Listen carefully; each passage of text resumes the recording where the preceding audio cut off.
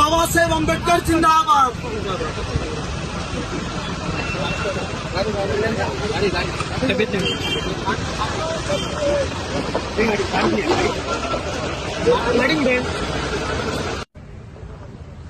सर्वांना क्रांतिकारी जय भीम। नीट पेपर फुटी झाल्यानंतर शास्त्रज्ञ सोनम वांगचुक हे दिल्लीला जंतर मंतर मैदानावरती उपोषणाला बसले आणि त्यांनी मागणी केली, जर एवढा मोठं प्रकरण या देशात घडतंय आणि कोणताही या प्रकरणाचा सुधावा लागत नाही तर केंद्रीय शिक्षण मंत्र्यांनी राजीनामा द्यावा। या मागणीसाठी ते उपोषणाला बसलेले असताना दिल्ली सरकारने आणि केंद्र सरकारने त्या लढाऊ योद्ध्याचं उपोषण रोखलं। परत त्यानंतर याच मागणीसाठी देशातील असंख्य विद्यार्थी दिल्लीच्या रस्त्यावरती उतरले।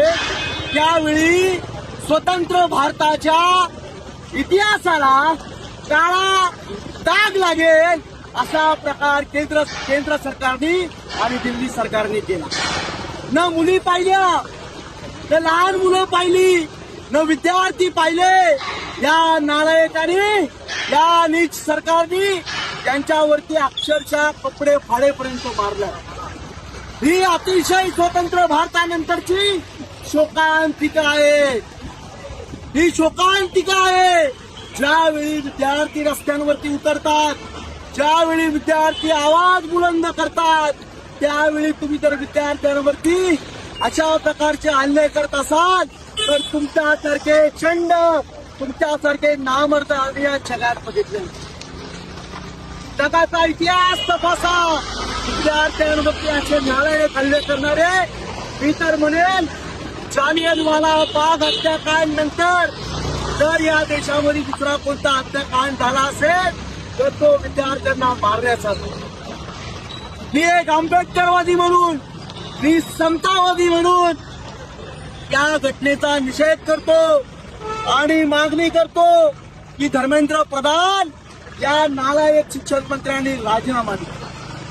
मी त्या विद्यार्थ्यांना सलाम करतो, त्यांना मनापासून सॅल्यूट करतो, त्यांना क्रांतिकारी जय भीम करतो की त्यांनी त्या देशाचं भविष्य उज्ज्वल व्हावं म्हणून संघर्ष केला। त्यांनी मार खाल्ला। हा मार त्या विद्यार्थ्यांनी स्वतःच्या स्वार्थासाठी खाल्ला नाही तर तुमच्या आमच्या मुलांचं भवितव्य उज्ज्वल व्हावं म्हणून मुलं ही रस्त्यावरती उतरली होती। डॉक्टर बाबासाहेब आंबेडकर जिंदाबाद म्हणून उतरली होती। भगतसिंगांचा फोटो घेऊन इन्कलाब जिंदाबाद म्हणत ही मुलं उतरली होती। डॉक्टर बाबासाहेब आंबेडकरांचा नारा देत जमीनचा नारा देत लोक उतरली होती। कशासाठी? तर या देशातील शिक्षण पद्धती सुधारावी म्हणून। आणि अशा या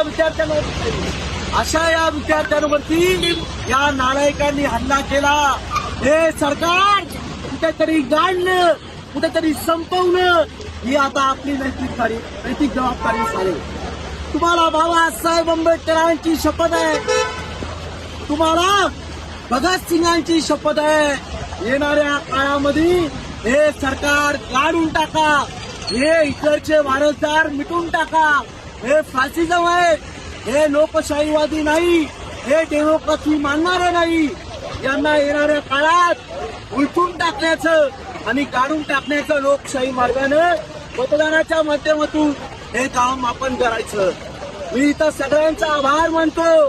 हा मोर्चा आपल्याच्या नेतृत्वाखाली नाही, हा मोर्चा जय हिंद जय भारत म्हणणाऱ्याचा, हा मोर्चा जय भीम म्हणणाऱ्याचा, हा मोर्चा इन्कलाब जिंदाबादचा नारा देणाऱ्या आणि हा मोर्चा माझी माऊली रस्त्यावरती उभी राहून डॉक्टर बाबासाहेब आंबेडकर जिंदाबादचा नारा देणाऱ्या त्या प्रत्येक माऊलीचा आहे, त्या प्रत्येक ज्येष्ठ भीमसैनिकाचा आहे, त्या प्रत्येक ज्येष्ठ बहुजनाचा आहे। आणि मला आज अभिमानानं सांगावं असं वाटतं की माझा बहुजन समाज या देशामध्ये जागृत आहे।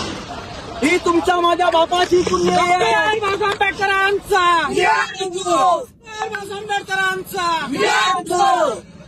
कल भी इनको अम्बेडकर का डर था, आज भी इनको अम्बेडकर का डर है।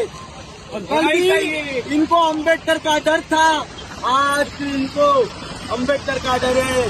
हमारे दिल में ना है किसी का डर, हमारे दिल में ना है किसी का डर, क्योंकि संविधान लेके आज भी हमारे साथ में खड़े डॉक्टर बाबा साहेब अम्बेडकर।